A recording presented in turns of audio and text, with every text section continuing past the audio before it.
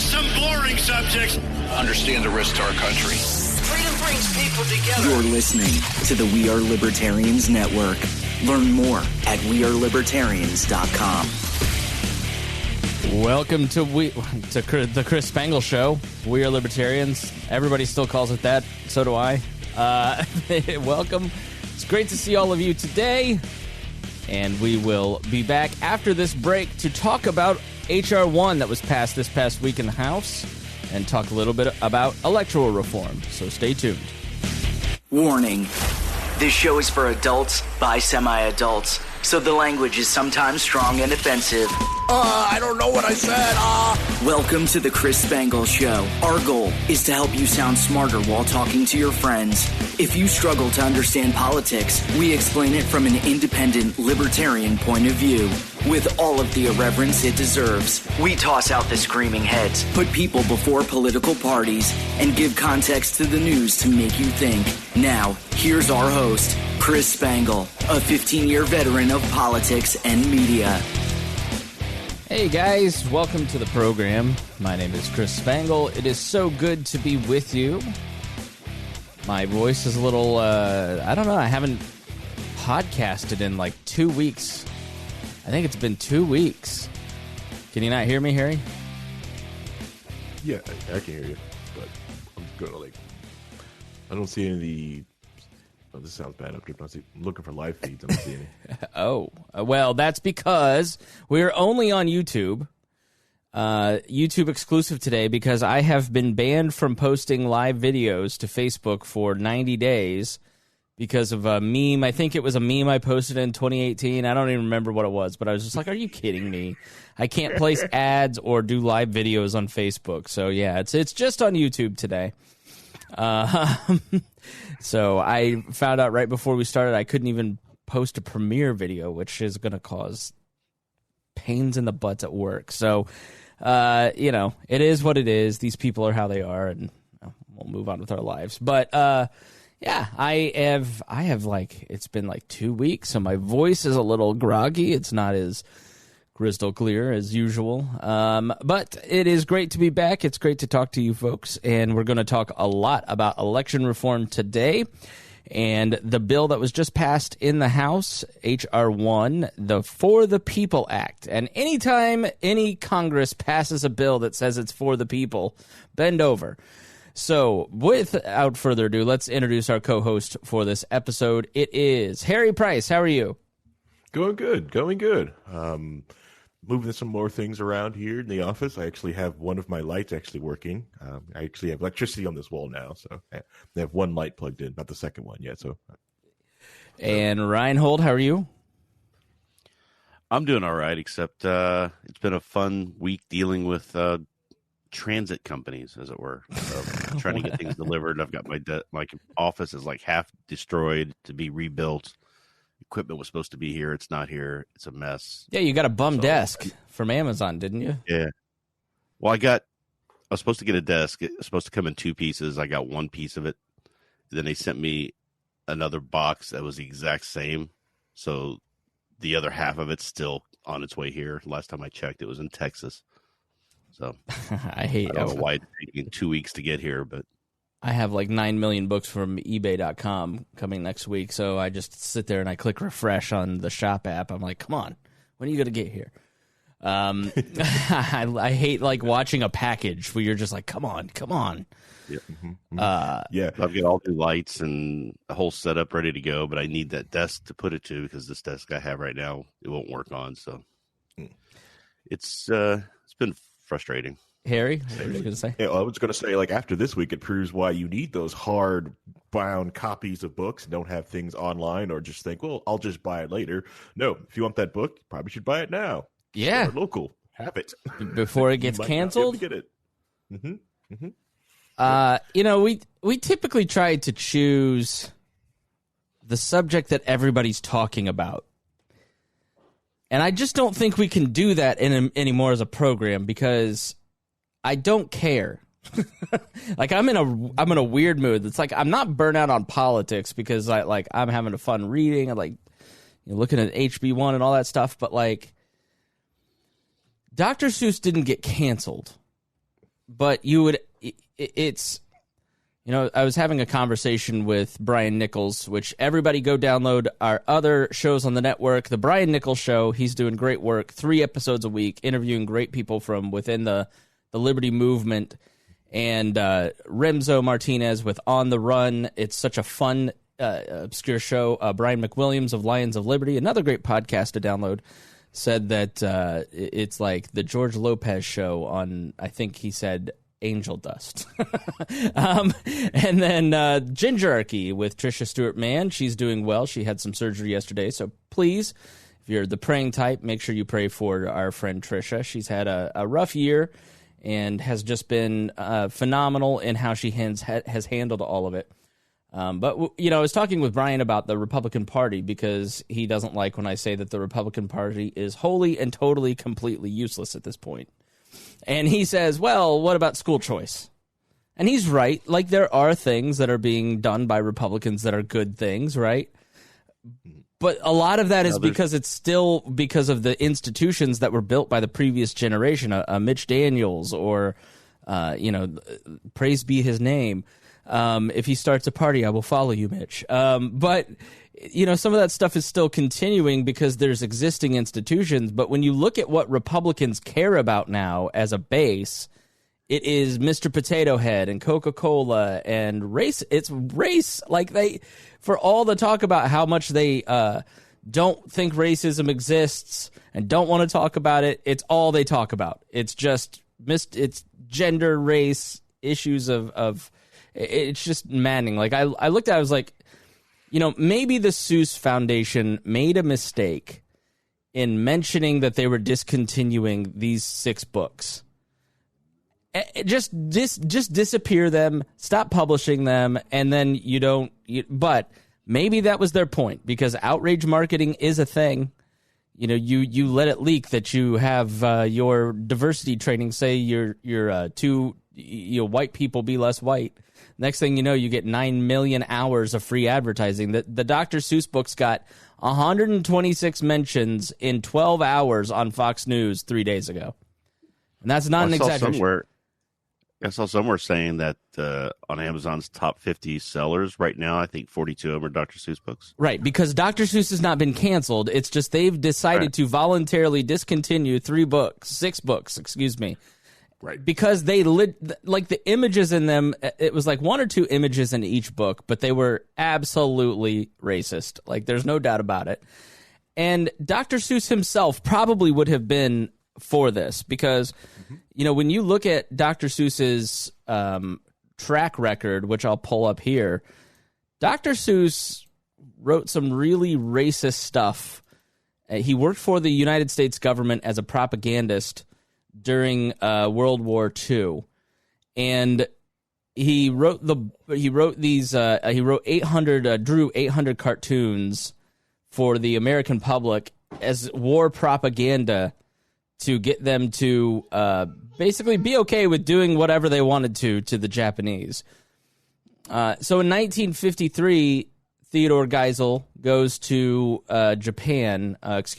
He cranked out 400 cartoons that praised FDR's policies of internment, chided isolationists like Charles Lindbergh, and supported civil rights for blacks and Jews. He also staunchly supported America's war effort. And so then he goes to Hiroshima in 1952 and sees the results of his work and completely atones for it. Listeners who listen to the Dignity Revolution podcast heard about this. And then, so as a response, he wrote Horton Hears a Who, talking about how every person has worth. Horton Hears a Who, this is from openculture.com. Horton Hears a Who, published in 1954, is about an elephant that has to protect a speck of dust populated by little tiny people. The book's hopeful, inclusive refrain, "A person is a person no matter how small," is about as far away as you can get from his ignoble words about the Japanese a decade earlier. He even dedicated the book to my great friend Mitsugi Nakamura of Kyoto, Japan. So he showed the capacity for change, and that is the point of culture, is that it is fluid, it changes, things change, times change, images change. The Republican Party seems to not want to have that conversation whatsoever and thinks that the only conversation to be had is about Dr. Seuss being canceled. And frankly, if like your culture demands that you read your kid racist cartoons, then you don't really have a great culture. So, but like this is the topic of conversation on my Facebook. I don't know about you guys, but all over my social media is Dr. Seuss. Not anything else. And I just can't, like, I don't care anymore, right? Like, right. I'm sorry that I'm not offended that, like, you know, Dave Smith tweeted out something, although I think he meant it in the reverse, that maybe I meant it, but he was totally right. Is like, it's gotten to the point where you're offended. If you're not offended by the things I'm offended by, I'm offended at you for it. And he's totally right. It's just like, I don't care about Dr. Seuss. I think you're ridiculous for talking about it. This is not a hill to die on, and not for nothing, but Republicans, you have a demography issue. It's killing your party. It's why you have lost credibility. It's why you're going to continue to be a minority party, which is why we're having the conversation about electoral reform we are.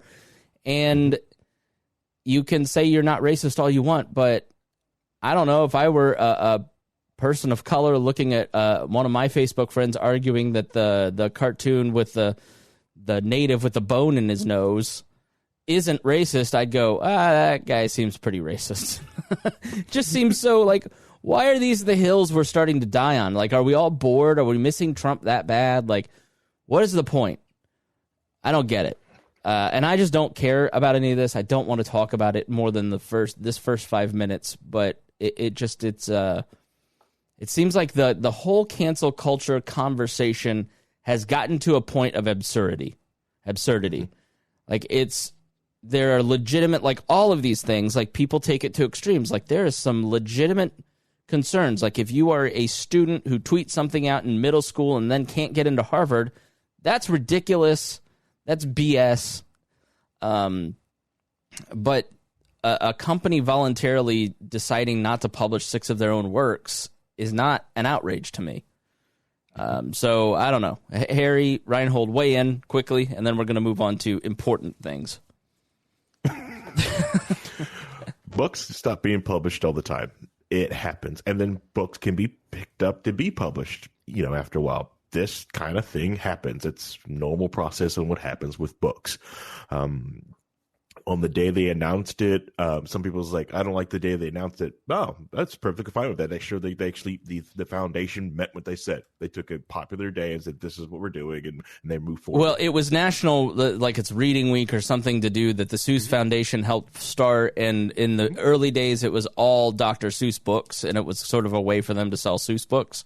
And so now it's kind of that movement has taken on a life and said, hey, we're not only, like one school got called out for canceling, I forget what, it was somewhere in Virginia or I don't know, somewhere out east. And they were like, well, we're going to de-emphasize Seuss and include other books.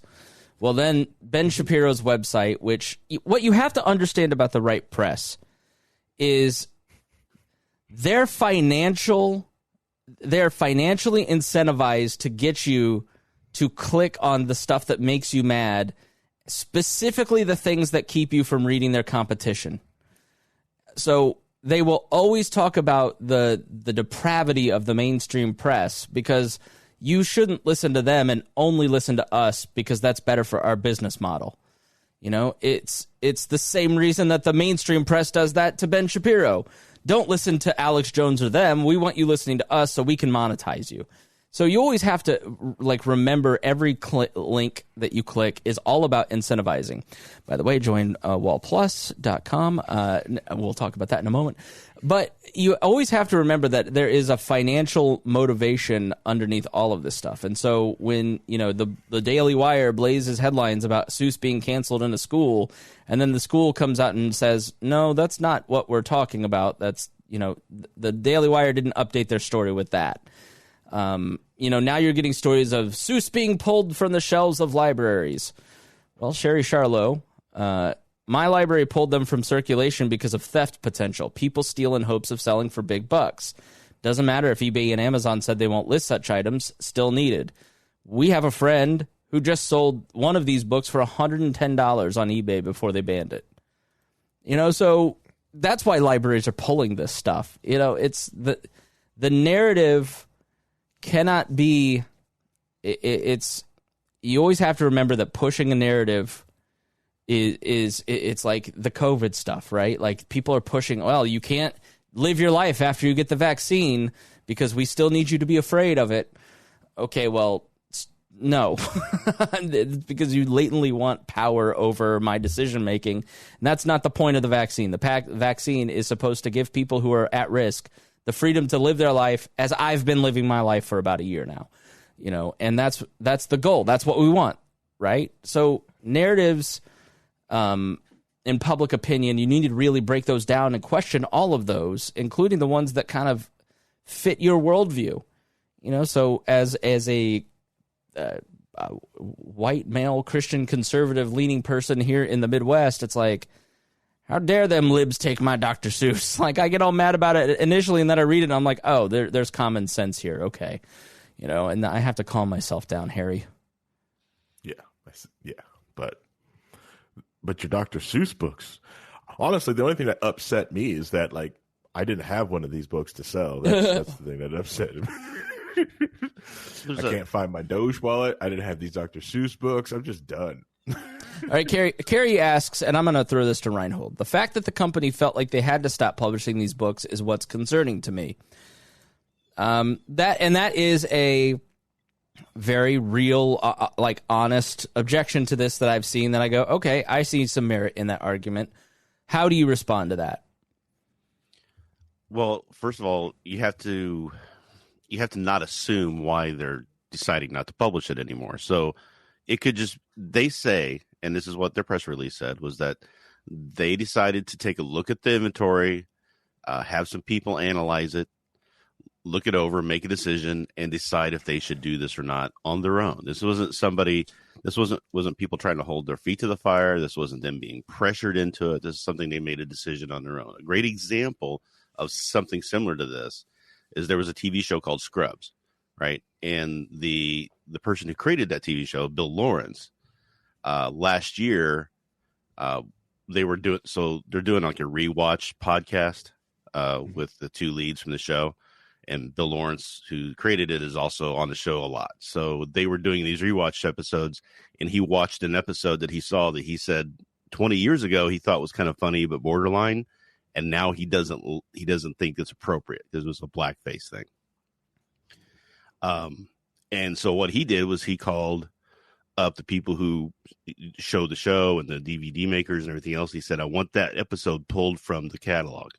I don't want it to be able to be watched. I don't want it to be on the DVDs. I don't want anybody to have it anymore because I don't want that to be out there. And it was his creation to do. He did this on his own because his views changed over so many years. So, if the people who are creating it or the people who own the rights to it are looking at it and genuinely saying, I don't think this is appropriate anymore. I just don't want to make money off of it anymore. I don't see where the problem is there. This is not the same as people storming the doors of the Seuss Foundation saying you have to do this or we're going to shut you down and in their own way canceling, right, which would be a totally different thing in that if private force, persuasion, can be good or bad, right? Like it's a more like if the government is telling you that you can't do something, as we'll talk about later, that's inherently immoral and wrong. If it's a large group of people boycotting something and then one group pressuring another group, that's a different thing, right? Like there's some complexity there that you can choose a side or not choose a side. I think for me, looking at this as a content creator who has almost 20 years in the business of creating content, talking into a microphone, I can tell you that there are points, as we kind of touched on with the episode with Dion, like in talking, how we talked about and to Harry, for instance, is like there's a reason I put that stuff behind the paywall, because I've grown as a person and now understand, now that I take concerns of other people more clearly, but because I'm the type of person who thinks I'm right and then someone says you're wrong, and then I go, you don't know what you're talking about, and they go, but no, you're wrong, and then I start listening. And so, other people in my life have kind of gone, hey, this mode of thinking that you have, because when I watch Married with Children, I go, that's how I think, that's how I thought about women, right? Like, you want to know how I thought about women in my 20s? Watch Married with Children, because that was my cultural influence, right? And as I got more female friends and started dating and like have had serious relationships, like, you can't treat women and talk about women the way that Al Bundy did, because that was entertainment, right? And so, but I had to be edited basically by the people in my life saying, this is not how you're going to treat me, or else we can't have a relationship. And I think the expansion of empathetic conversation around racist tropes, misogynistic tropes, homophobic, transphobic tropes, like, I don't know why that's a bad thing. I don't know why an understanding of other people's experiences and then you getting to hear that out and choose how you move forward is a bad thing. If you don't want anything to ever change, well, then of course it's a bad thing. And I think it comes down to the progressive versus the conservative worldviews. Conservatism is supposed to mean conserving the natural rights tradition, free markets, individualism, self-government. Many of the things that we talk about on this show and many things that libertarians believe, that's what conservatism is supposed to be. But I think if you're an outsider who is not a conservative and you look at the modern conservative movement, it's about conserving white culture, racist cartoons. I don't want Coke to do this or that. These people can't make this choice because it makes me uncomfortable. And it just sort of crowds out the it diminishes the credibility that conservatives have then to pitch self-government, free markets, and other things. And so if it seems like I'm critical of the right, it's two things. It's that, and then I think that they make arguments that make our job harder as libertarians when we try to talk about conserving and preserving self-government, because they're so distracted with things that are abhorrent or wrong or conspiracy-based. And it's like Dion said in the show a couple weeks ago, what are you conserving? Because Dion's not a conservative, and he's confused about what is actually being conserved here and what is the priority. Because when Dion and I talk about my worldview, which is liberal, classically liberal, Deirdre McCloskey has a great new book out on liberalism that I highly recommend, where it's building space for every group of people to self-actualize, to reach their own potential, to live free and in harmony and peace with each other through voluntary exchange. That's not the message that a Dion gets from a lot of libertarians and conservatives a lot of time, because we're arguing things that are gross. Like, we're not arguing for liberalism, we're arguing for majority, like something else. I don't even know, Yeah. Just like how the Republicans have kind of twisted conservatism, the Democrats have twisted liberalism, right? Liberalism was supposed to be also protecting individuals and individual rights and making society better and improving it as time, as we move along. Because we started off with a country that was very, had slavery in it, and it was very, not inclusive to women and other people like that, and immigrants and things. And as society progressed and liberal beliefs took hold, we fixed a lot of those things.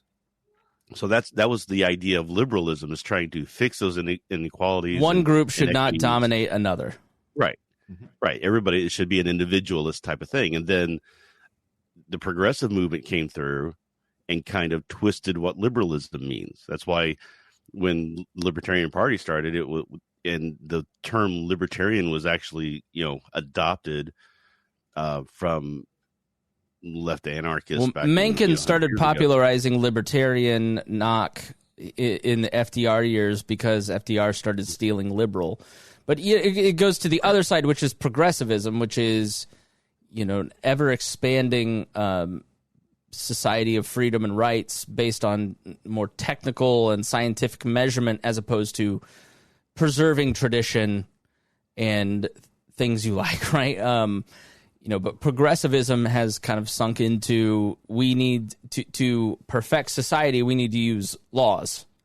And that is inherently flawed and immoral in and of itself, because it just creates the same sort of class divisions as you see with the other side, the other extreme. And so libertarians stand in the middle and go, if you don't like Dr. Seuss, or you like Dr. Seuss, you can buy it or not. They have the freedom to sell it or not. You have the right to sell it. If you can't sell it on eBay, then go on Macari, or none of this matters, because it doesn't relate to how the individual and the state interact, right? So I think we've gotten a little too far in our conversations, because I think Republicans to get over the hump electorally think that they have to gin up cultural war issues. This started in 92 with Buchanan. They really need to drive the culture war to drive votes, because issues like gun control or other issues, it doesn't have the same juice that it used to. Not even 5 years ago, not 10 years ago.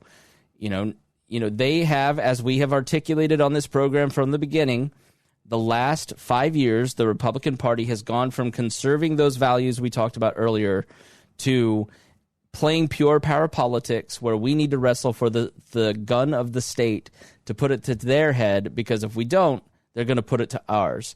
And you see that in the messaging of the Trump campaign, which is, if you don't elect me, then Harry's going to move into your neighborhood. And what might happen to your daughter then? They're coming. They're all coming. They're coming to take your guns. And so what is the libertarian to, how should we think about all this stuff? Sort of with a shrug, because all of this is there's someone has a right to look at an image and say, I find this offensive. Hey, Dr. Seuss, think better. Dr. Seuss Foundation, do better. And then the Suess Foundation can then make a decision of, how do we approach this? How would Seuss approach this? Then they look back to him canceling himself within 10 years, writing racist things in 1943 and then completely turning around and saying, I need to be a better person 10 years later in 1953. And then you have a right to be outraged by them not selling it anymore, I guess. But to me, I just don't get why you would be. These are like, if you were canceling Cat in the Hat, then maybe, because I've read Cat in the Hat or Hop on Pop or whichever one of these, other books that, I've never heard of these 6 titles. There's 60 other books that you can buy, 54 other titles that you can buy. Like Rhinehold said, 57 of the top 60 spots. So just, yeah, I think there's some illustrations of what's going on, but I just think, when we focus on the cultural war stuff, yes, maybe you can drive that to electoral success. Maybe the Libertarian Party can carve out a share of the Republicans' hide and gain some voter share by focusing on the culture war and driving it. But you risk alienating. It's like the Republicans need to chase after the Obama-Trump voter, who is the working class white voter with a college education. There's 8 million of those people. That's it. There's 8 million in America. And you risk alienating a multitude of other millions of people when you focus on that one small segment. And so everything's a trade-off. When you decide what you're going to focus your attention on, you're trading off one group or another. And I think if conservatives and libertarians continue to traffic in the culture wars, they're going to lose a lot of people like our listeners, in my opinion. Suburbanites, largely white, college-educated folks who are anti-racist in a lot of ways. I wouldn't say woke, but are not going to go out there and die on that hill for that racist Dr. Seuss cartoon. Are willing to listen and learn and grow a little bit. So best of luck to all of you, but I just don't find that to be a winning strategy. All right, final thought on this. All right. Well, let me say, before we start, I want to thank all the members of Wall Plus, as you are the reason that the show exists. And you can support the show by visiting joinwallplus.com, WAL+.com, and we'll learn all of the great benefits of subscribing. Thank you especially to our $100 a month members, John Pusilo, Casey Feldposh, Lars Nordskog, Jake Edel, Matthew Durbin, Jeff Bennett, Rhinehold, Christy Avery, and Jason Doolittle. Thank you to every Wall Plus subscriber for keeping the We Are Libertarians podcast network thriving. All right, thank you so much for joining us here on the Chris Spangle Show, and today we're going to talk about HR-1, and this is called For the People Act. Now, Harry, whenever you hear a bill, a piece of legislation, wide encompassing legislation is for the people, what do you think? Well, I naturally think the government's here to help us. You know, I don't think there's no doublespeak or backronyms in anything, so everything should be okay. Okay, so there are some good parts to this, and there are some not so good parts to this. And so what I want to do first is tell you what is in the bill, and then we can break it down. We're going to break it down in our classic formula. Here's what's in the bill. Here's what's everybody saying about it, and here's what we think about it, and we'll pause along the way. So this was originally introduced by John Sarbanes, a Democrat, on January 3rd, 2019. And the House passed the bill back in March 8th by a party line vote. And the House Democrats reintroduced it in January of this year. And according to the summary of HR-1, what is the doublespeak dictionary, Harry? It's a doublespeak dictionary, your guide to use words and differences with other linguistic conveniences of the state. All right. Well, you want to articulate that a little more? It's just a big dictionary on doublespeak words that you'll find in bills like this. It's a good dictionary. So when they say certain words, it helps you understand things like foreign affairs, a zero-sum game in which our aggressors elicit equal responses from aggressive foreign interests. Perfect. Well, as we talk through this, flip through there and let us know what is in the book that we hit on here. So the bill addresses voter access, election integrity, security, and campaign finance and ethics for the three branches of government. So specifically, the bill is going to address, it expands voter registration, automatic and same-day voter registration, and voting access, example, vote by mail and early voting, and it also limits removing voters from the voter rolls. It would create a new national automatic voter registration that asks voters to opt out rather than opt in. So essentially, the federal government would automatically register everyone to vote somehow. Requires chief state election officials to automatically register eligible unregistered citizens. Let me read that again. Eligible unregistered citizens. Requires each state to put online options for voter registration, correction, cancellation, or designating party affiliation. Requires at least 15 consecutive days of early voting for federal elections. Early voting sites would be open for at least 10 hours per day. The bill also prohibits from restricting a person's ability to vote by mail and requires states to prepay postage on return envelopes for mail-in voting. Prohibits voter roll purging and bans the use of non-forwardable mail being used as a way to remove voters from rolls. Restores voting rights to people convicted of felonies who have completed their sentences. The bill requires states to establish independent redistricting commissions to carry out congressional redistricting. Additionally, the bill sets forth provisions related to election security, including sharing intelligence information with state election officials, supporting states in securing their election systems, and developing a national strategy to protect U.S. democratic institutions. Establishing the legislative branch, the National Commission to Protect the United States Democratic Institutions, and other provisions to provide cybersecurity of election systems. They don't say what a U.S. democratic institution is. I presume that means a state, local, or federal body. But does the New York Times count as a U.S. democratic institution? I'm sure they define that in the bill, but it is 800 pages that you can read over in our show notes. All of this will be up there, so if you want to check back on the show notes later. Thank you to Sam Schultz, by the way, for putting the great show notes together, our head researcher here at the show. Further, the bill addresses campaign finance, including expanding the prohibition on campaign spending by foreign nationals, requiring additional disclosure of campaign-related fundraising and spending, requiring additional disclaimers regarding certain political advertising, and establishing an alternate campaign funding system for certain offices. It establishes public financing of campaigns powered by small donations. So this is a big change, sort of. So there is something called public financing. Back in the early 60s, Congress put together the public financing system. I don't remember the tempest in the teapot that put this together, but they were concerned about money in the presidential races and put together the campaign finance system. And it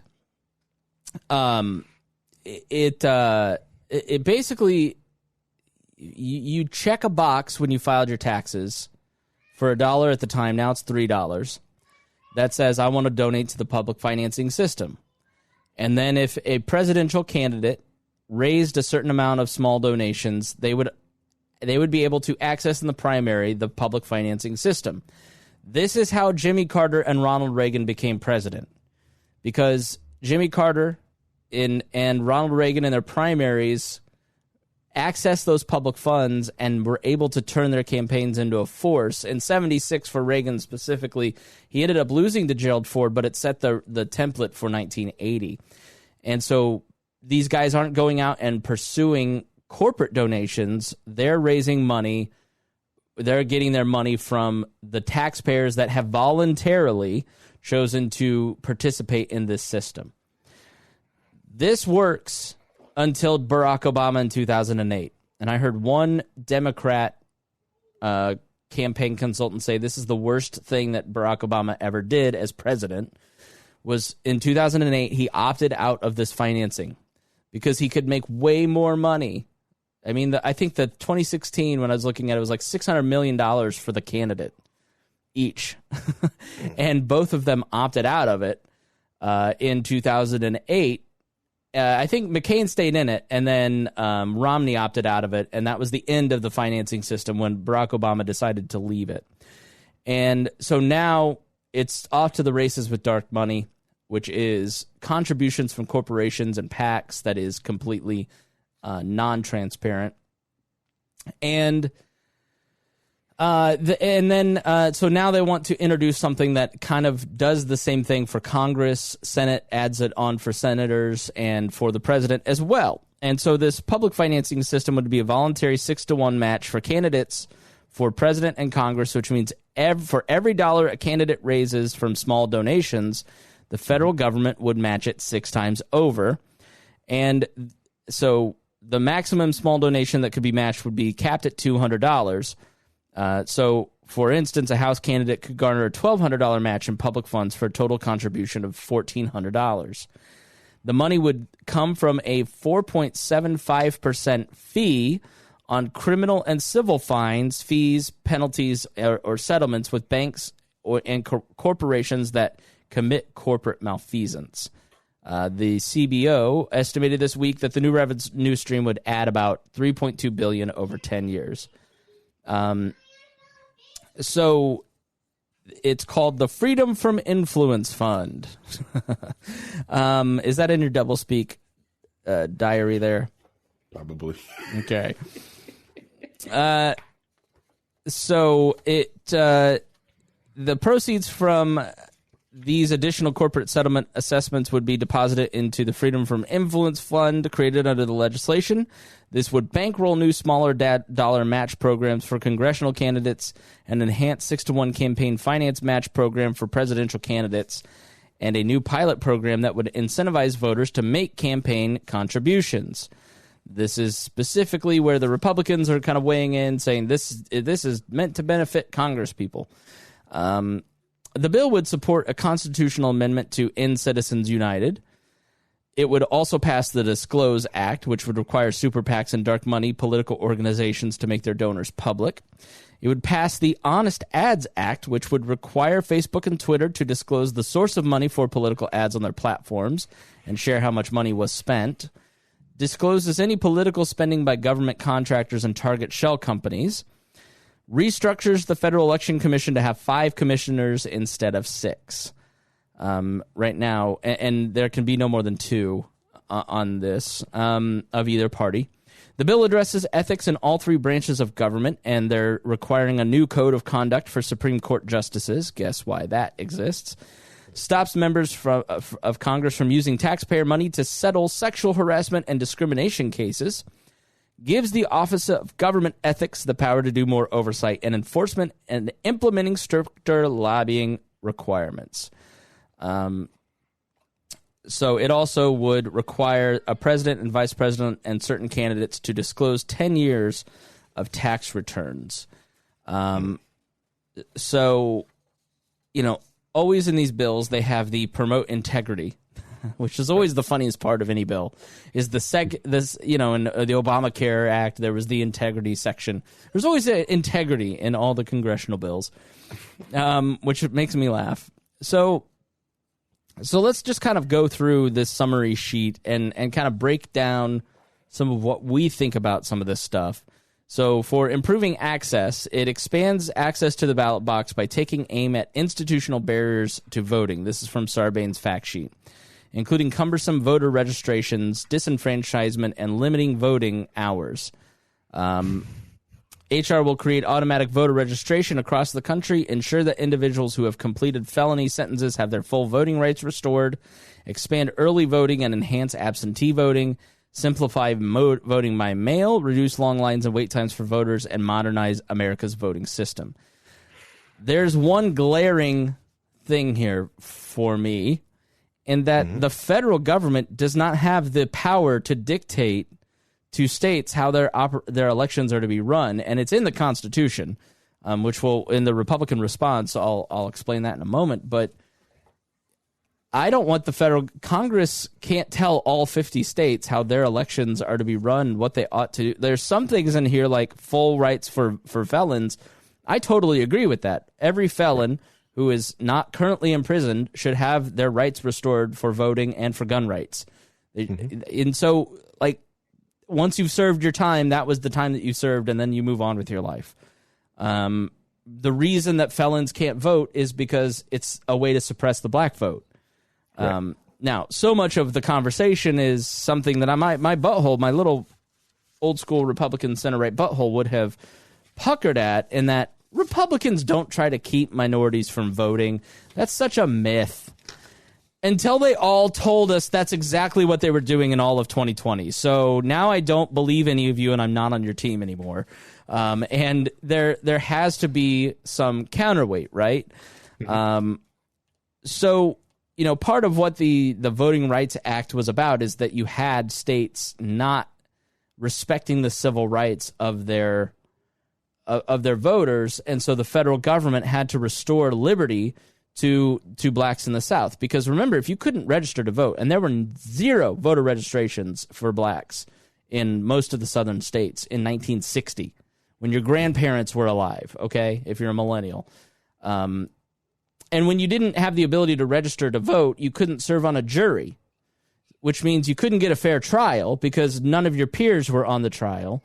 So all of justice was thrown off by keeping blacks from having they couldn't be represented. So you had real systemic oppression in the South in the 60s. And so the Voting Rights Act was meant to use the power of the federal government to liberate people from states that were denying liberty from people. That's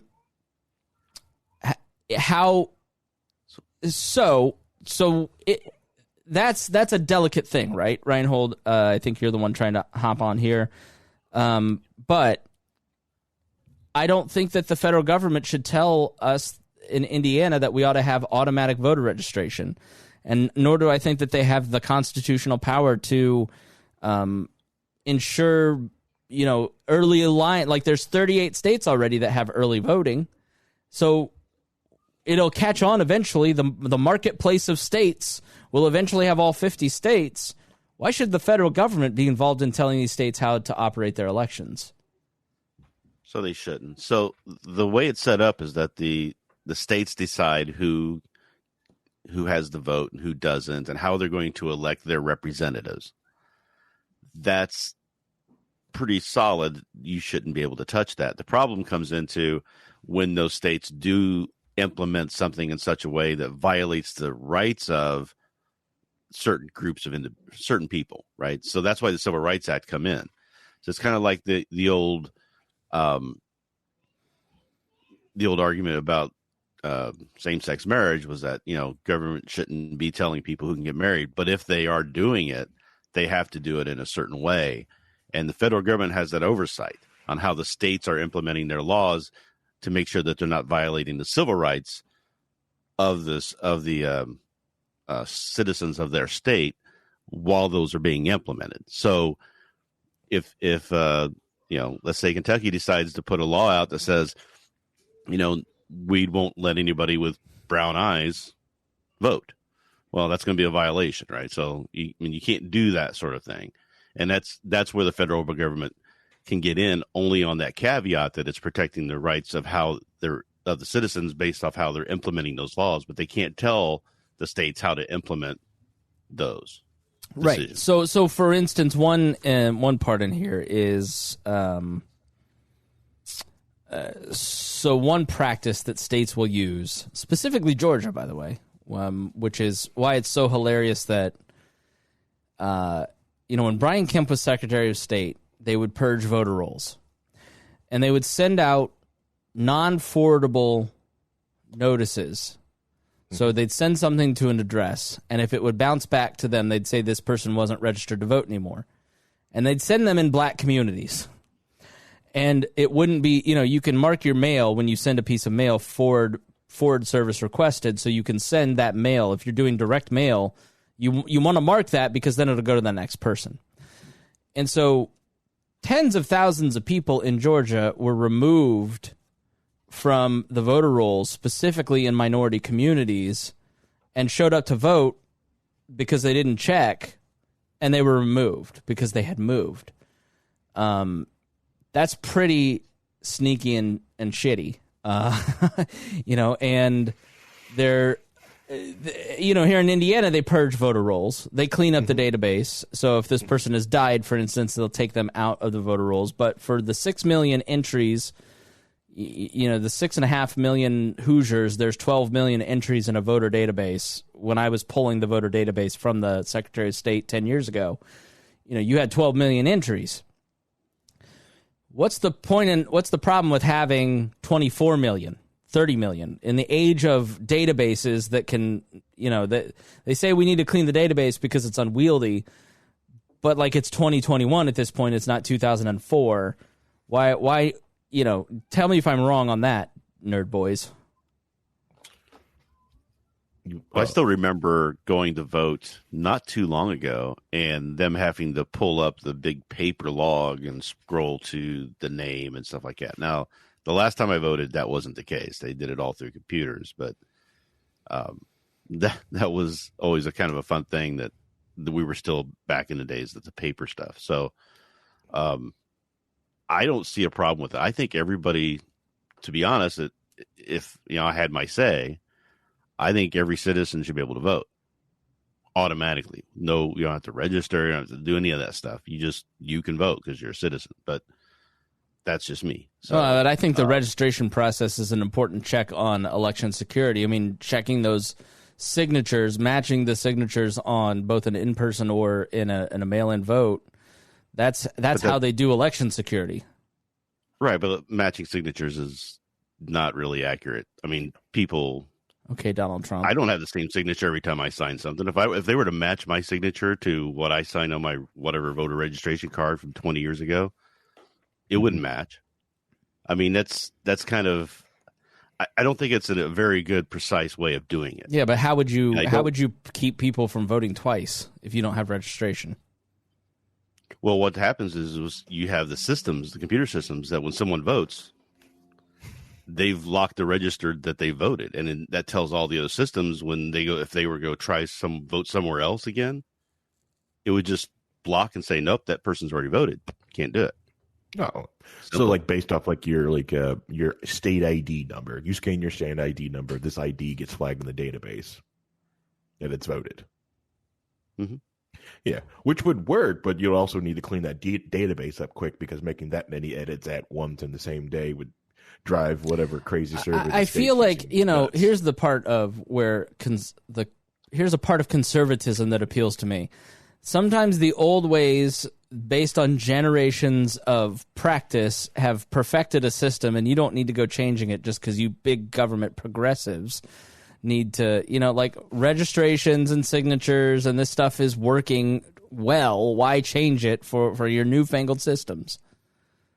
You're making the assumption that it works well. Yeah. I am making the assumption because it does.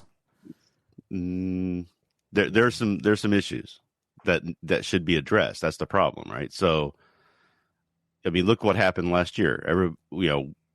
Everybody went crazy about all the, who's a vote, what's a vote, that sort of thing. And it's, I think you, in the same way that you don't want to put somebody in jail if you're not 100% sure that they should be in jail, should we be blocking people from voting unless we're 100% sure they shouldn't be voting?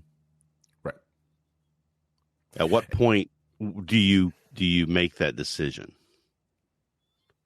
Harry, you were going to weigh in? Well, it's that choice there too, because you want to be able to make sure people can vote in this little clubhouse that they've created.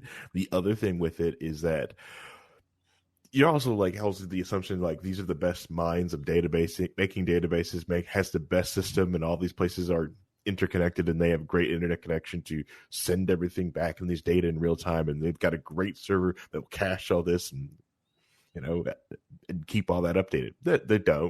They don't. I think the way they register into county actually helps speeds up the information and does help better check, because you have to register for that county so they know this ID is going to vote into that county. You're right. It is part of security, and understand like how this database needs to function. Here's people just randomly showed up. And here's where both sides go off the rails on this stuff, because I don't know which side you're arguing. The Trump, all this got stolen, or Republicans are trying to keep every person from voting, or which extreme you're coming from. But people make these claims that this system is completely and totally unfair, and it's just not. Like, if you go and participate in the system and you watch and work as closely with the electoral system as I have, sitting for hours on end, working with them in the election division, working with candidates across the state, like as a reporter, observing election counts, recounts as close as 3 votes and 14 votes, like the way that the system has been designed over the course of generations, especially over the last 40 years, as security has been an important part. Like, this is not like 1847 where we're holding up a chicken and the crowd's cheering one way and the holding up a whatever in the other way, right? Like, the way that the system works now is far more secure than ever before. And the argument that the Republicans are making now, that we need more election security, is the problem, because they're trying to make it so secure that it disenfranchises large parts of the population. And so you can argue that HR-1's goal is to take away some of those mechanisms by allowing same-day voting registration, by getting rid of the purges, getting rid of the places where it is documented by Republican operatives. You remember we did an article in the voter fraud episode about the guy who died, and his daughter turned his hard drive over, and it basically was like, here's how we can keep the blacks from not voting. What HR-1 is meant to do is to stop those efforts, and a lot of that, Rhinehold, to your point, happens at the registration level. But to say that the system is fundamentally not working or insecure is just not accurate and does not bear out in reality when you actually go and participate in the system and see it for itself. That's a gut take that doesn't match what is happening in the real world in the clerk's office. I mean, I'm not saying that it doesn't work at all or it's completely broken. I'm just saying there are problems that need fixed, and there's got to be ways to solve that. I don't think a top-down federal dictate is going to fix that, obviously. What I would like to see, if the federal government is concerned about this, that they should put out a statement saying these are our recommendations on how you should run.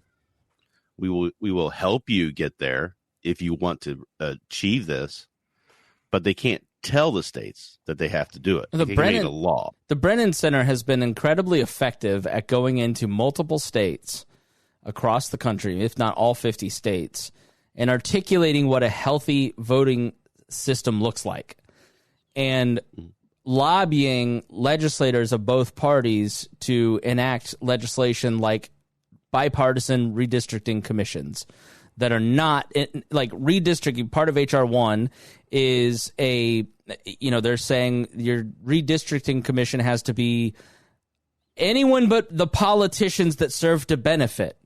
And I 100% totally agree with that.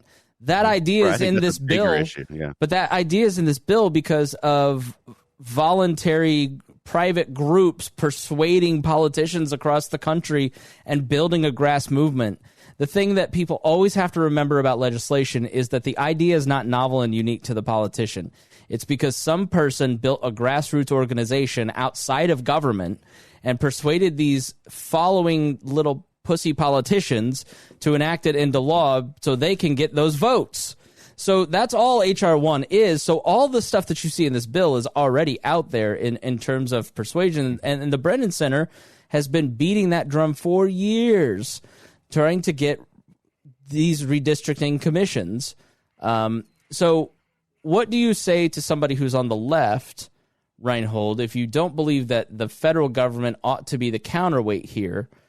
What do you say to the progressive in Wyoming who had, or let's say Arizona, Pennsylvania, and Georgia, who now are trying to rig their elections in favor of the minorities, Republicans, rig the favor in favor of minorities, aka the Republicans, in those states, because that's their only way to compete. So they're trying to steal elections.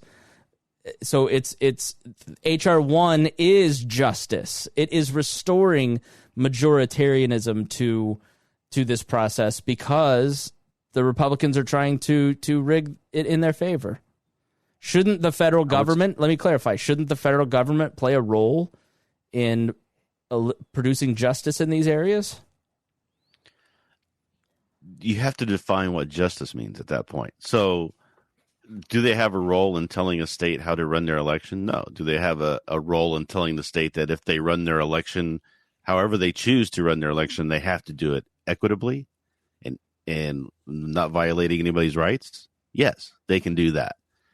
This bill doesn't necessarily do that in all its cases. Like there's some things in here that I think are good. I think the redistricting thing is very important, and I want to see that implemented.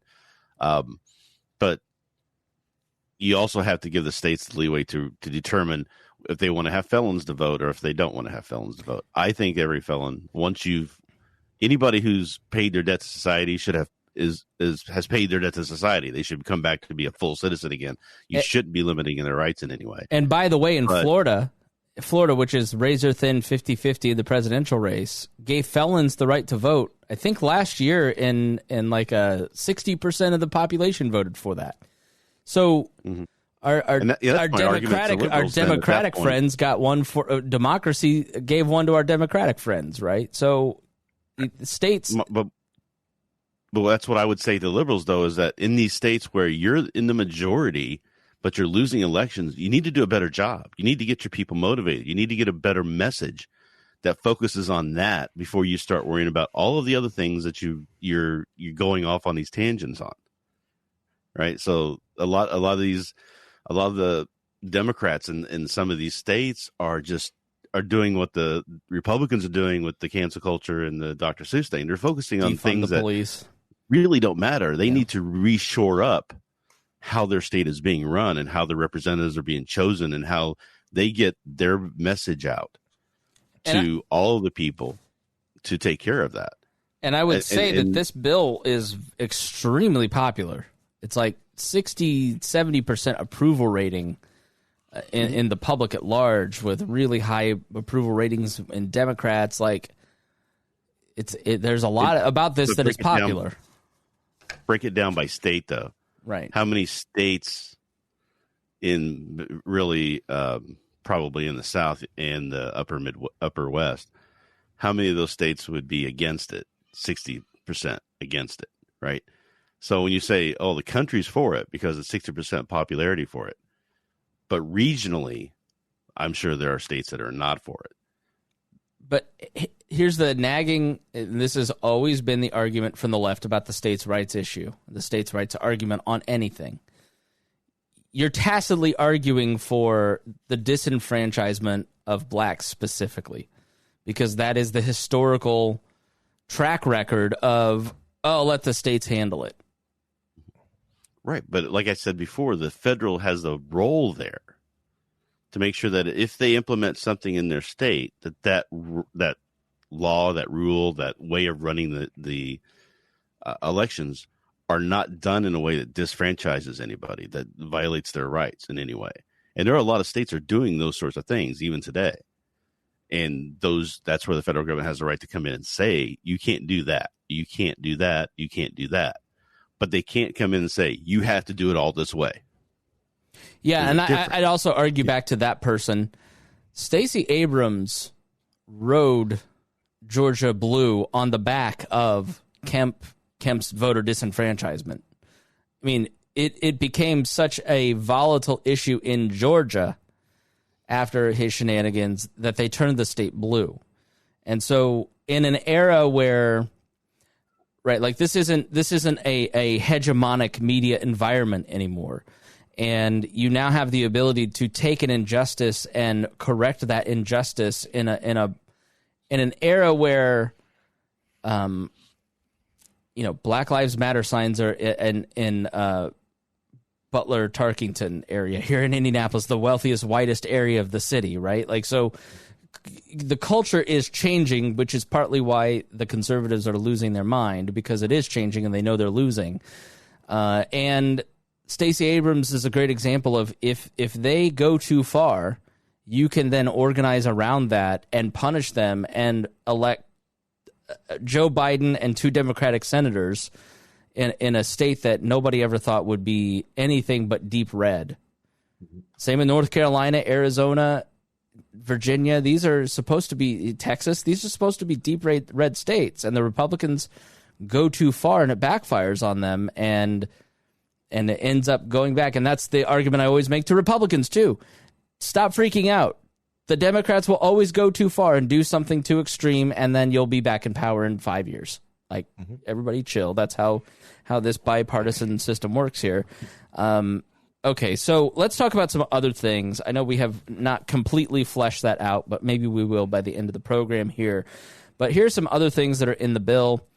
It contains a non-binding provision that expresses Democrat support for D.C. statehood, basically saying that they have those 700,000 Americans should be granted the right to have full congressional voting. The bill would establish new rules and prohibitions on presidential transition teams and inaugural committees, capping the amount of money that can be donated to inaugural committees, banning corporations and unions from giving to inaugural committees.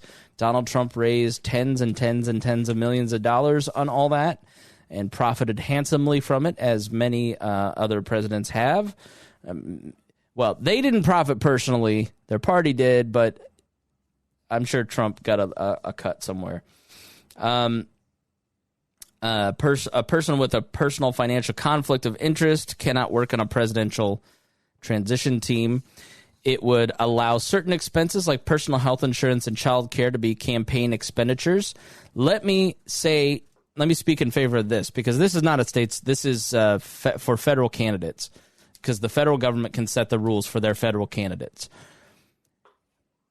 It cannot be understated how hard it is to run for office in any party at any level.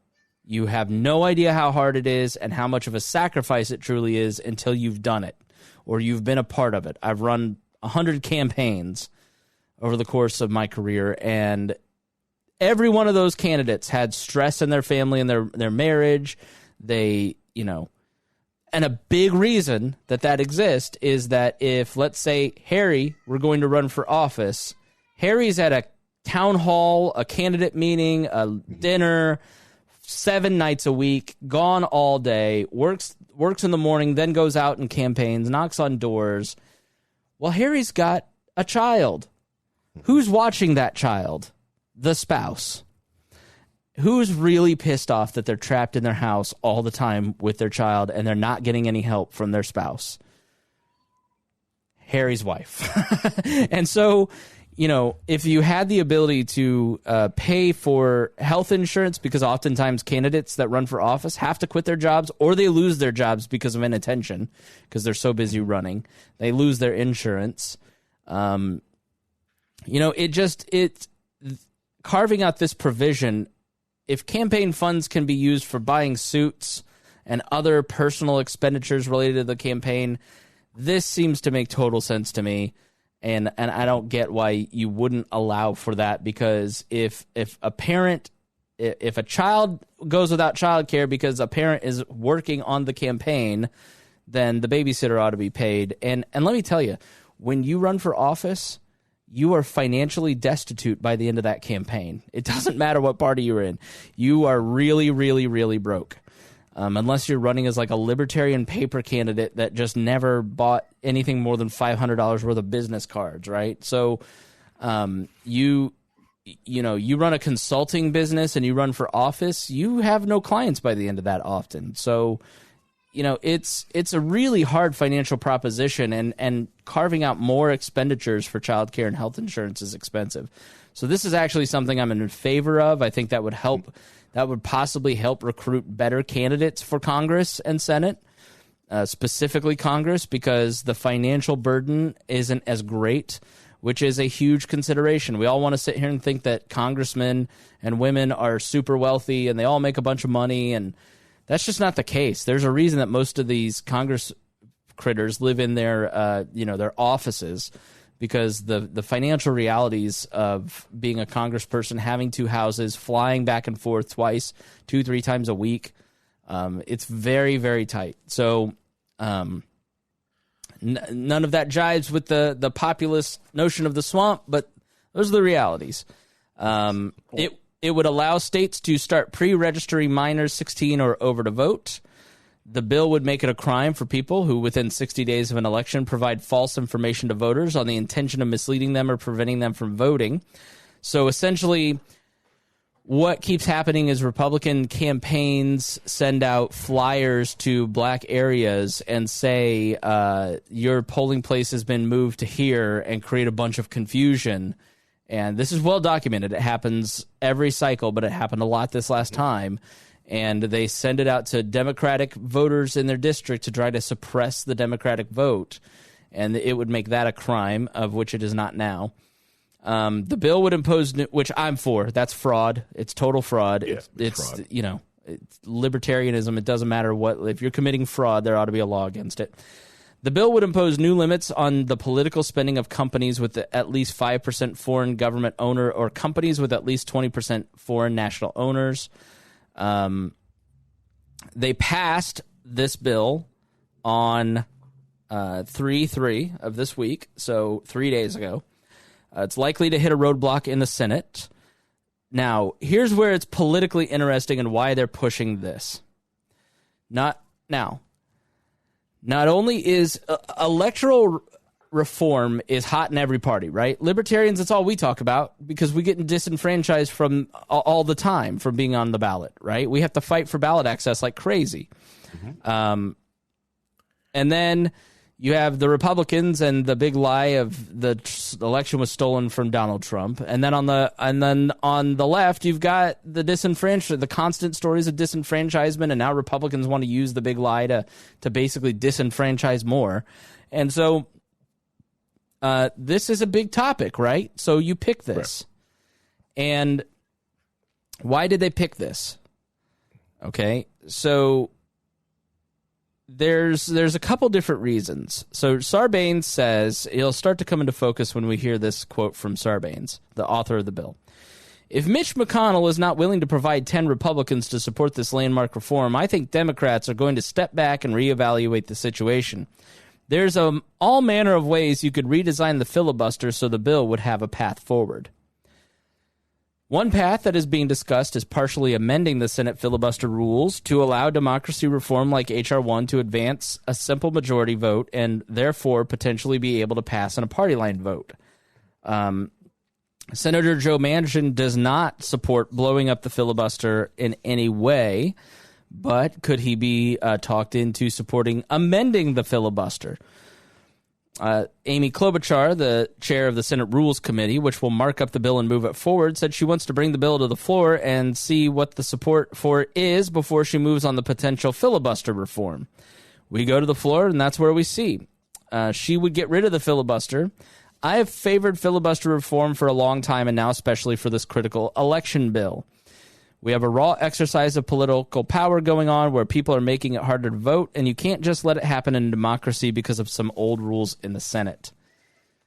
We had an insurrection at the Capitol with rioters who were trying to literally dismantle our democracy. The fundamental issue is, do we get to vote or not, or are we going to make it easy for them to vote, or are we going to put up barriers to make it impossible? So a big part of this is trying to set the stage for blowing up the filibuster, or at least amending it. This week, Democrats are using budget reconciliation to pass Biden's COVID stimulus bill with 51 votes, and there's a good chance they'll do the same for Biden's infrastructure plan. Democrats can only use budget reconciliation twice, and it can be only used for things that directly impact the federal budget. Voting rights and anti-corruption measures don't fall into that category, but they do have a few options at their disposal. They could end the filibuster outright with a simple majority vote, with Kamala Harris breaking the tie, even though Manchin said he will never vote to end the filibuster. This could abolish the filibuster only. They could abolish the filibuster for only election-related bills that are, quote, critical for democracy, end quote. They could also force Republicans to speak continuously on the Senate floor to sustain a filibuster, which I'm all for. I loved the drama when Rand Paul did it. Don't get rid of the filibuster. Change it so that you have to speak like Rand Paul did. Or, I mean, that if you're going to filibuster, you got to speak continuously from the floor. Another option. Yeah. You can't just say I'm doing a filibuster, then go to Cancun. No one likes that. It's like this. Listen, this asshole from Wisconsin, Ron Johnson, who made them read the entire bill on the floor, which, listen, I'm all for 100%.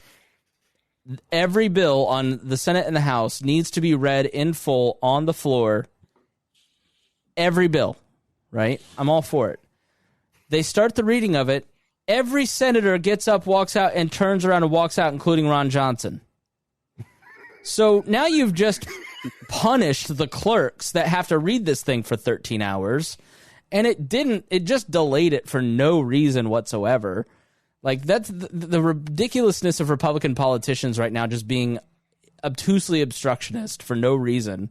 Like, there's no higher purpose than just, I'm going to be an asshole to them because I can.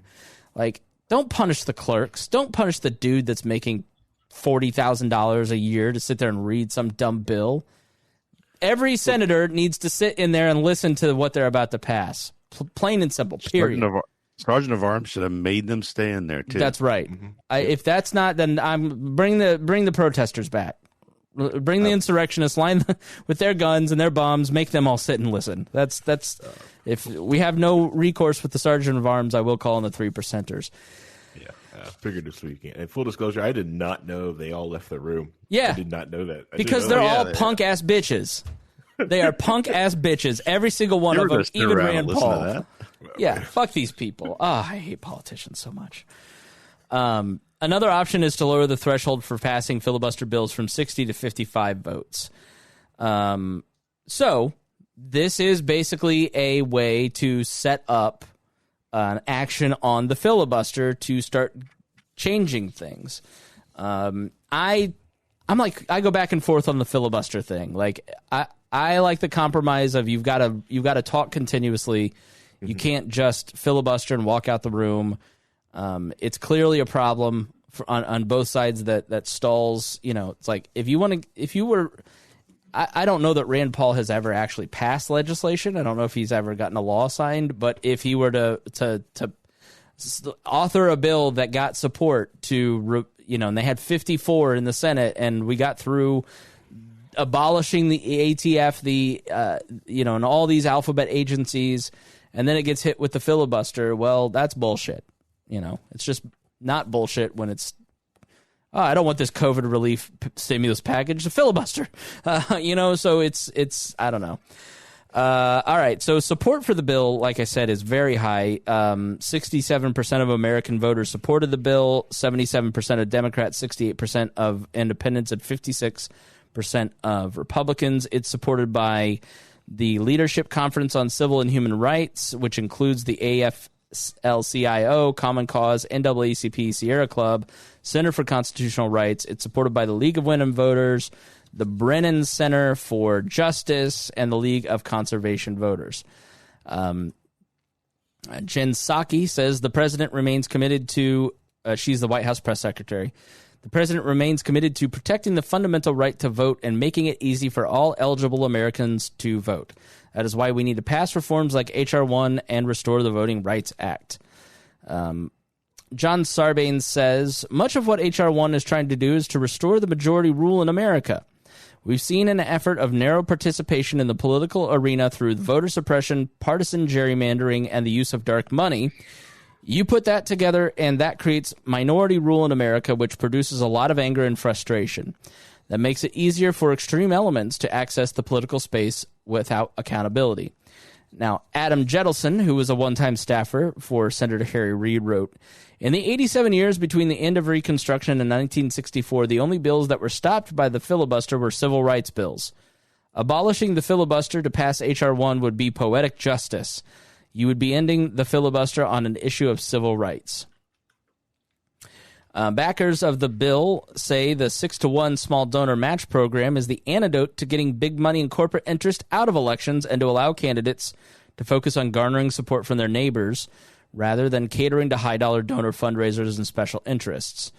So if you watch The Swamp which I highly recommend if you have HBO Max, watch The Swamp. It's got Thomas Massey and Matt Gaetz. Matt Gaetz comes off as a likable human being and not a weird, awful lizard person in it. And Thomas Massey comes off like a lonely nerd. It's very good. But basically, your whole job as a congressman is to raise money, to walk across the street and to call big donors, corporations, get them to give you money. And that's your whole job. Massey doesn't like doing it. And so when he opposed the president one time, he got a primary opponent and then he had to start doing it and won his primary, but it was close. Here's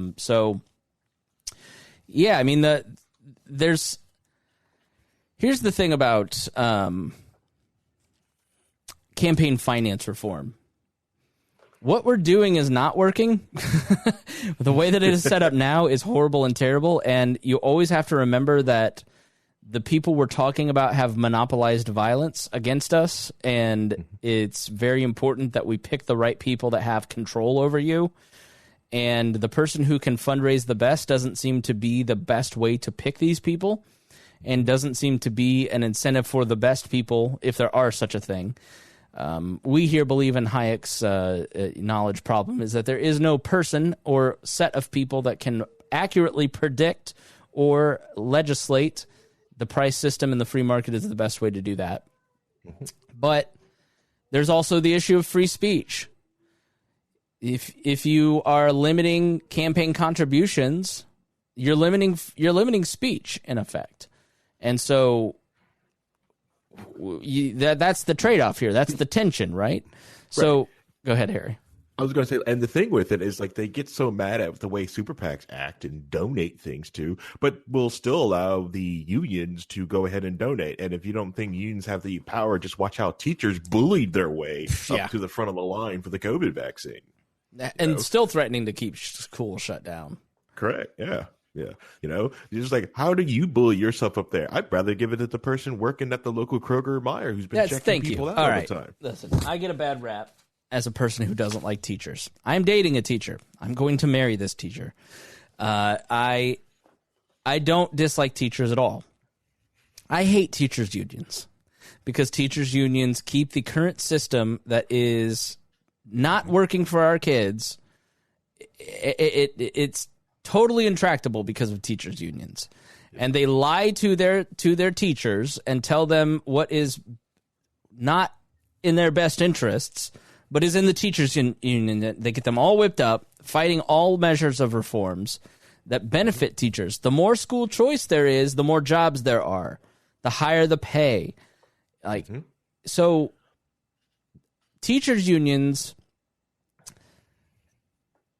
So when I say this, I don't want teachers to be offended because, like I said, I'm very pro-teacher, especially one. If I'm giving the vaccine, if I'm choosing who gets the vaccine first, it's not teachers. It's the people that have been in the grocery stores and the gas stations and the essential jobs, the restaurants that have been on the front lines making a living because their wage is not guaranteed. And they've done yeoman's work in a time when last March was very scary for most people, especially these people who didn't know how bad this might be, and yet they had to go to work to feed their family. Yep.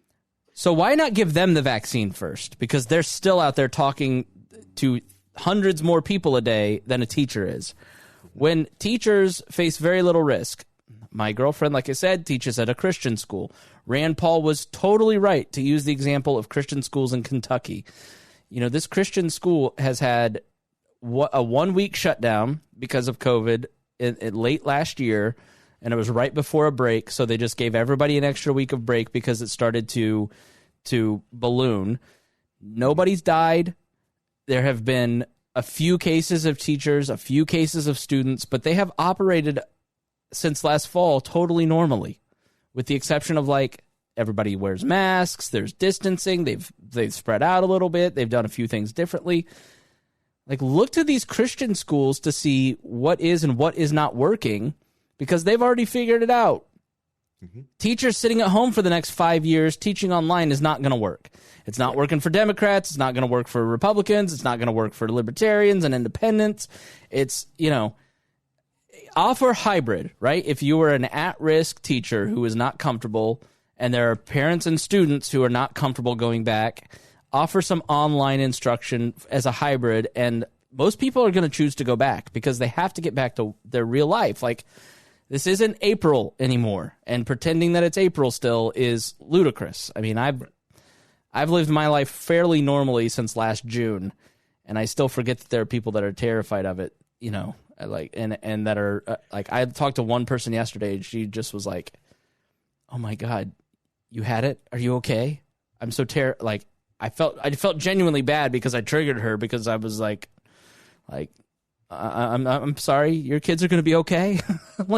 It was a reminder, because I'm in Indiana where nobody wears masks and has, unless they're going inside somewhere. It's very different, the culture here, than it is in California or Pennsylvania or New York. So anyways, that's my rant about teachers unions. Thank you, Harry. But you're right. There's no way to say this in a tweet that comes across as dismissive of teachers, but those frontline workers that really busted their ass, they should be at the front of the line. Right. Once we get to the 50 cutoff, start giving those people those doses. So, correct. And those frontline workers get the crap at all the time. It stops you people at home from freaking out. The massive snow that you guys are all going to the store getting milk and bread for. Those frontline workers at the grocery store and getting at gas stations, they're there dealing with your crap every winter, every freaking time. They have to deal with your crap, and they can't get it first? Yeah. Come on. Yeah. Sorry. Yeah. All right. Rhinehold, would you like to object? No, I was going to agree and say, think about the delivery workers, too. I mean, everybody isolated and wanted everything delivered, and now all these guys are working extra hard and interacting with, a lot more people than they were before the COVID thing. So they're even at higher risk at that point. So they have to like when I get a package from the UPS guy or the FedEx guy, it's almost like, okay, you put the box down over there and back away, then I'll come out and get it. I mean, they have to deal with that sort of thing too. So I think this is the now I get why there's central planning to this and why there's a large, you're talking about an incomprehensible distribution that has never been done in history with a highly volatile, needs frozen vaccine with hundreds of millions of doses, right? So, but it is to simplify it as an illustration, you see how central planning pits groups against each other. Instead of us making the choice because it's readily available, let me go get it, we're going, why should this interest group get it before this interest group? Right? So, and that's solely on the teachers' unions because there haven't been many other groups that have been demanding that they must get it before they go back. And then there's some, like Chicago, saying, even if we get it, we might not go back. Well, then fire them. Fire them all. Do what Reagan did with the air traffic controllers and fire these people. Hire new teachers. You know, like I'm sure there's a lot of people who would love to get into teaching or working in rural areas that aren't making as much as they might make in Chicago. Fire them. Move on. Yep. Just like CDL drivers, truck drivers too. If you're a freaking truck driver, yeah.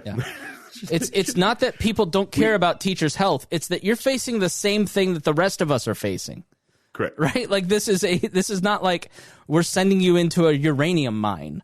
Like you're going into a place that science says is somewhat better than a grocery store clerk because kids don't transmit it as much. It's just wild to me. We're going to do a whole episode on COVID, but it's just these are my pent-up thoughts on this. All I'm just going to say is, shout out to the truck drivers also, because it wasn't for them delivering product. It was like, this place would have went Mad Max quick. Yeah. It got really tense, there at the end of March. People ramped up. Like I went and I was like, all right, things are going to get slammed. Toilet paper's running out. I better go to Meijer. I'll never forget that Friday night in Meijer. And just men shouting at men and fist fights at the Walmart south of me. Like, it just was really crazy. People were riled up. Man, I would have felt bad. You got beat up for toilet paper, and I'm sitting at home with like a pallet. All right. So, again, Mitch McConnell's against it. Trump's against it. All right. Sun shines. The Wall Street Journal editorial board opposes the bill, contending that it was designed to auto-enroll likely Democratic voters, enhance Democratic turnout with no concern for ballot integrity. And that's just not true. And this is an old trope from the right that if you expand voting rights, more Democrats are going to vote and Republicans will have a harder time winning. So therefore, we need to suppress the vote and keep people from voting. What kind of argument is that? Like, we don't want them voting, and it's just, ugh. So, and there's a study that leaps out in my mind that I could not find. That if you look at election returns, like the amount of turnout and percentage and available voter, it's like nothing really ever changes. Mm-hmm. It's like you can add 30, it's like a poll, right? So like you can take a poll and you can get an accurate reading at 300 people. Your best bet is 1,000 people. But if you do a poll at like 1,500 people versus 20,000 people, you're going to get the same results. And voter turnout is kind of that same thing. Like expanding voting rights is not going to cause that. Change your ideas and be better and less racist. And then maybe more people will like you, Republicans. Don't cheat to stay racist. Idiots.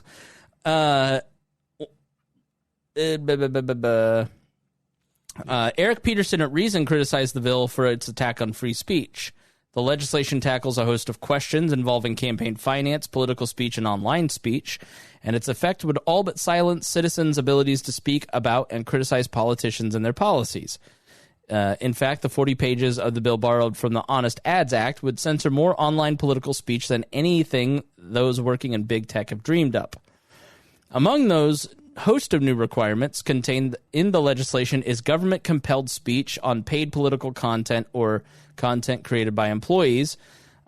Essentially, the traditional online ads or even memes would require lengthy text disclosing what organization created the ad.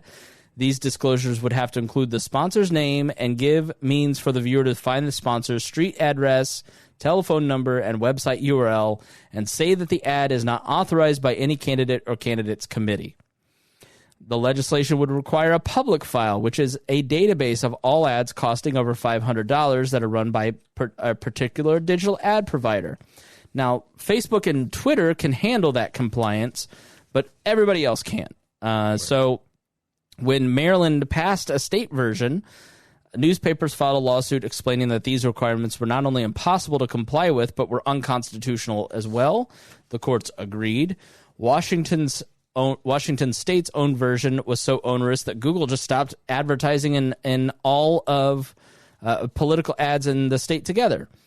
Beyond the technical obligations and constitutional issues, the requirement that citizens hand over a large amount of personal information in order to speak their politics could have a chilling effect on free speech. Requiring this information impedes the ability of an individual or group to speak anonymously. So 100% co-sign all that. You know, the Federalist Papers were all anonymous. Should they have included a disclaimer that it was Andrew Hamilton? Go ahead. Well, I'm just saying, because it's just been shown in the past, people have gone after people and corporations who donated to different causes just because they didn't like them. So this is, it keeps people quiet. And here's kind of the frustrating part I have with this bill is that why keep introducing parts of it that are blatantly unconstitutional? Because you're going to end up with problems if you do pass this thing, that now it's going to go to the Supreme Court, it's going to get thrown out. Is the whole bill going to get out? Do they have severability clauses? It's just a whole thing in order to try to make they're trying to score a political point. Like there's a thing in there where you're talking about, we're going to introduce a constitutional amendment to get rid of Citizens United. That's never going to pass. I mean, why are we still talking about that? It's never going to become a constitutional amendment. Which is what, the letter was led by 20 state Republican attorneys generals denounced HR-1. Todd Rokita. In full disclosure, I know Todd. Todd appointed me to the Help America Vote Act Commission in 2009 as the Libertarian representative. He was good to add the LP to that board for the first and last time. And Rokita was very good on a lot of election issues when he was Secretary of State, including introducing Rethinking Redistricting, which took AI-drawn maps and an independent commission instead of Republican legislators. Mm-hmm. He couldn't run for Senate because that pissed them all off so bad, and he was trashed in all of their home districts because of it. And it took him a while to claw back. He's now Attorney General. He was an absolute embarrassment on the Trump election fraud. Like he just was being ridiculous. But he has a point on HR-1 in that the act would invert the constitutional structure, commandeer state resources, confuse and muddle election procedures, and erode faith in our elections and systems of government. They said in their letter, it implicates the Electors Clause of the Constitution, which guarantees the state legislature the right to direct allotment of presidential electors and separately affords Congress only the more limited power to determine the time of choosing the electors. The Attorney Generals argued that this exclusion division of power outlined in the Constitution differs markedly from the Election Clause, which says states and Congress have the power to regulate the time, place, and manner of congressional elections. So things like your, 10-day must-have federal early voting, and it must be open this long, that violates the Electors Clause of the Constitution, and that will be tossed out. So why pass something that will be tossed out by the Supreme Court? Well, it's going to generate money for a lot of lawyers. It's going to give you a period of 5 to 10 years before it finally reaches the Supreme Court as it travels through. And so yes, in spirit, there's a lot of things in this bill that make some sense, that are good. But it's not the federal government's purview to do it. And excuse me. Sorry, my cat had a cold. Maybe I got it. So, and then there's other things that are just outright that's the hard part. If Congress and Democrats are going to try to solve things that I think are a problem, it's I kind of agree with some of this, but really all of this is bad, and the Republicans aren't going to offer anything better. So I don't know what I'm going to do. So yeah, I think there's some mixed results in this. The campaign finance stuff, we need a better system, but limiting free speech is hard. I personally would love to see unlimited personal spending, but you completely remove the ability of any corporation or organization of people to donate, right? So that's already there, though. That's already the law. Not at the federal level. Only individuals can donate.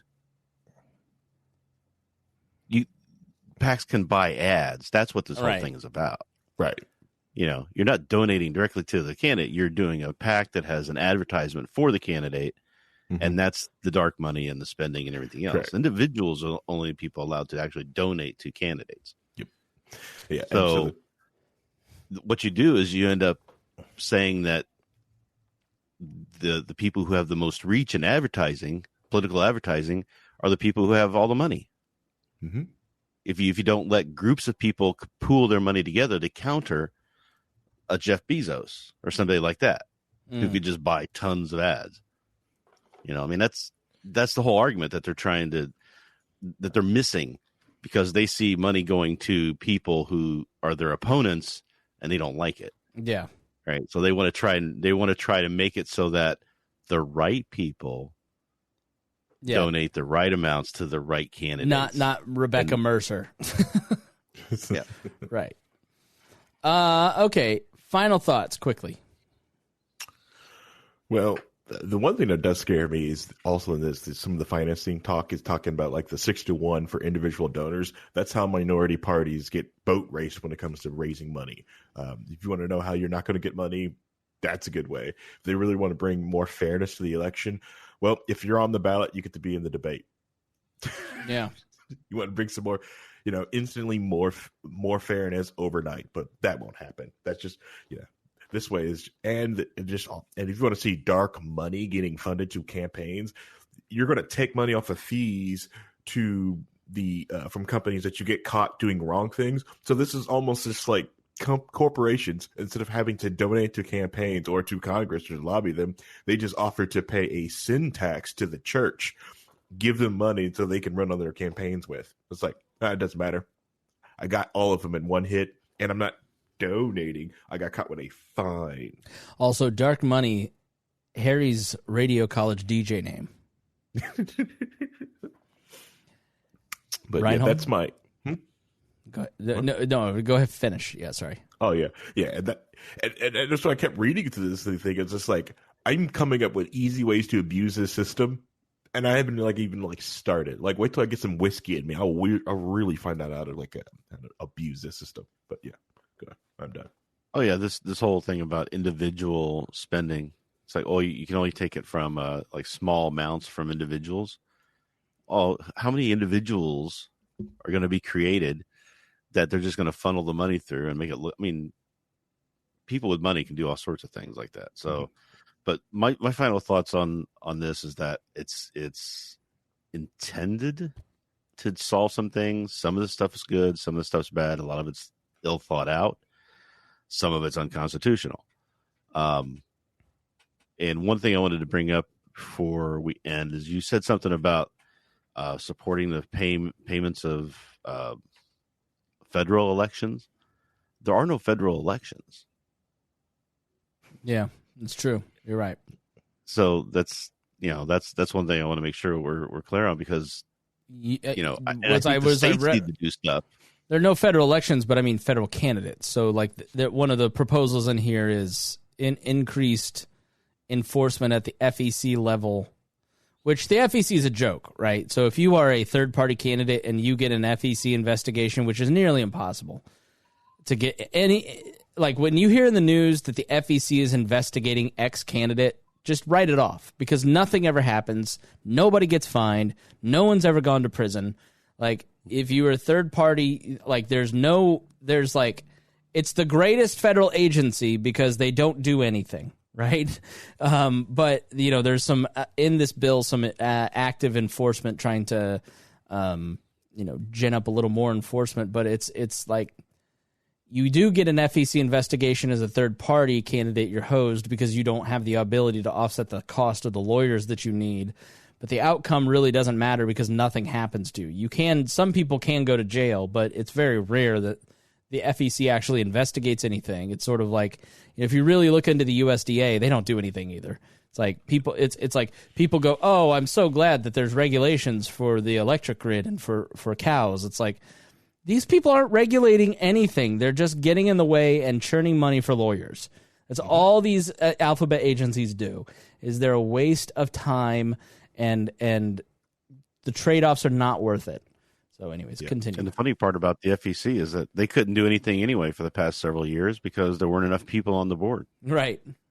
Trump wouldn't appoint anybody, so they had no ability to reach a quorum to decide to do anything. So, we can just get away with whatever we want to get away with at that point. You don't even have to worry about it. So, all right, guys. Well, it's been great. Thank you all for joining us here at We Are Libertarians. We will see you again next Saturday.